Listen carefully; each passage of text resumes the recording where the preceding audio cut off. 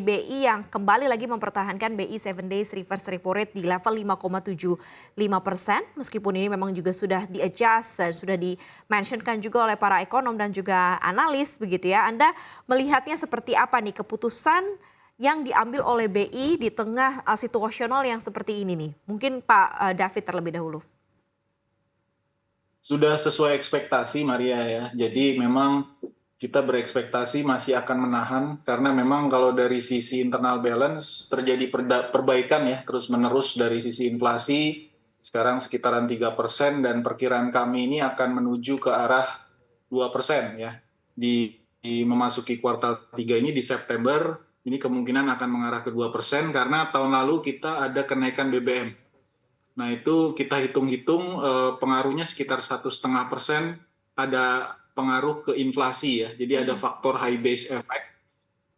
Perkiraannya kan tahun ini kemungkinan besar tidak akan ada lagi kenaikan harga BBM sehingga inflasi kita akan mengarah ke 2%. Walaupun dari segi tantangannya cukup besar juga karena kita akan menghadapi juga pengaruh dari El Nino ya yang sudah kita mulai rasakan nih beberapa bulan terakhir. Cuaca lebih panas dan ini kemungkinan akan berpengaruh ke harga bahan pangan ya pada akhirnya. Secara eksternal balance memang kita melihat di data BOP yang terakhir itu kita mengalami defisit ya. Lalu juga defisit transaksi berjalan kita juga sekarang defisit tadinya surplus di kuartal sebelumnya. Kuartal terakhir ini kita diumumkan Bank Indonesia mengalami defisit 1,9 billion atau sekitar 0,5% PDB. Nah ini juga menjadi tantangan, apalagi kelihatannya masih ada peluang, walaupun kecil ini kemungkinan kenaikan Fed rate ya. Jadi akan ada lagi meeting nanti di September tanggal 19 untuk Fed rate meeting. Dan juga dinantikan pada minggu ini kan simposium Jackson Hole ya. Nah ini akan berakhir nanti tanggal 25 Agustus. Kita ingin tahu juga arah kebijakan moneter Bank Sentral Amerika. Ini juga jadi perhatian pasar tentunya Maria. Kalau dari Anda, Bu Nina, Anda melihat seperti apa? Karena kita masih menunggu tadi Pak David juga sudah mention begitu ya. Ini akan seperti apa arah suku bunga di Amerika Serikat atau Fed rate gitu ya. Jackson Hole juga nanti semalam akan diumumkan begitu ya. Langkah ini apakah langkah yang cukup memitigasi hal-hal yang akan dikeluarkan begitu ya dari Amerika Serikat atau dari The Fed? Seperti apa Bu Nina? Ya, kalau lihat impact inflasi Indonesia memang ada dua. Yang pertama eksternal seperti tahun lalu karena harga minyak dunia lalu kita mengimpor dan harga itu naik sehingga itu mendorong inflasi. Nah, tapi itu sudah kita harapkan mudah-mudahan stabil gitu ya. Nah, yang menjadi persoalan sekarang sebetulnya internal kita apa keadaan inflasi yang disebabkan sektorial di sektor dalam negeri ya, yaitu harga pangan tadi yang sangat dikhawatirkan El Nino ya. Kita tadinya sudah berharap bisa mengatasi, tapi ini kan cuaca ya yang kita nggak tahu. Kalau ini memburuk berarti harga pakan akan naik dan ini yang bisa mendorong inflasi naik lagi.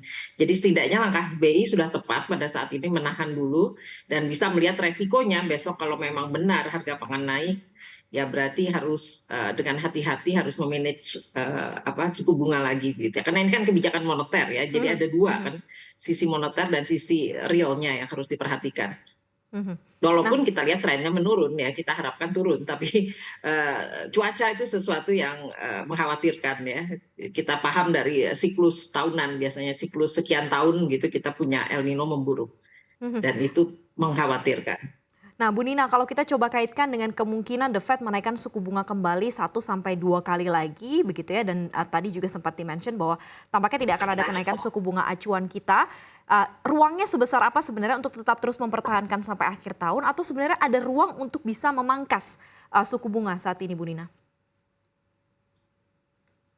Ya sebaiknya kita hati-hati untuk memangkas ya, kita bertahan dulu. Kenapa? Karena memang kalau tekanan globalnya itu naik harga-harga terutama harga pangan tadi ya mau tidak mau kita sudah lihat gejala ini sudah terlihat ketika beberapa negara sudah menahan ekspor beras gitu ya.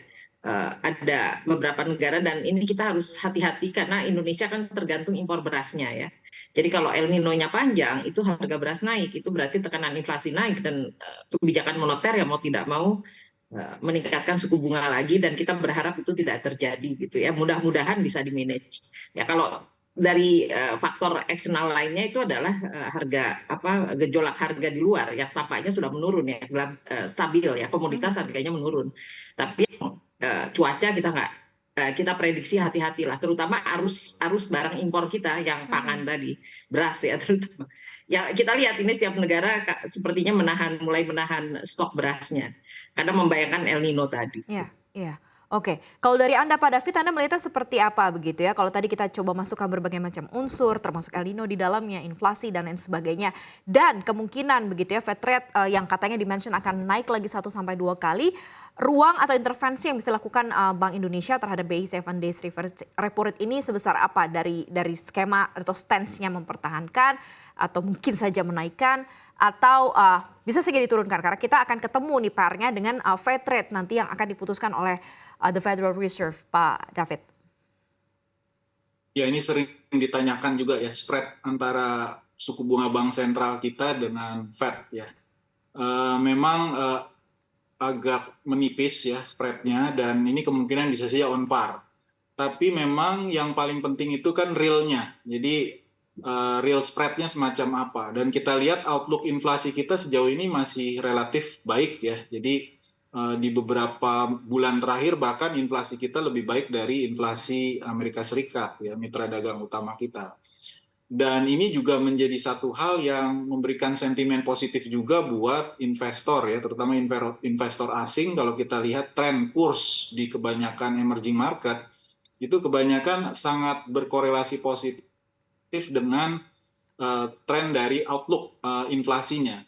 Nah, inflasi kita sejak akhir tahun lalu terus menurun ya, dan ada ekspektasi masih akan terus menurun sampai ke kuartal 3. Nah, itu kenapa kita lihat ada inflow yang cukup besar, sejauh ini sekitaran 5,2-5,3 billion yang masuk. Walaupun ada kemungkinan bisa saja pengaruh-pengaruh eksternal ini membuat juga likuiditas kembali tertarik keluar ya. Nah, ini yang harus kita waspadai tentunya.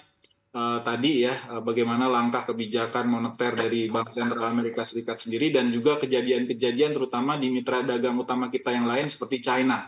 Kita ingat China ini sedang ada masalah juga di sektor propertinya. Ada beberapa perusahaan properti besar mereka yang mengalami masalah, dan ini juga memicu beberapa kebijakan moneter maupun fiskal dari pemerintah China juga. Nah, ini juga khawatirnya kan ada berpengaruhnya juga ke trade sektor kita terutama ya, dan juga kita juga pengaruh juga ke investasi, terutama investasi langsung juga bisa berpengaruh, dan ujung-ujungnya ke BOP kita, balance of payment kita, Mbak Maria.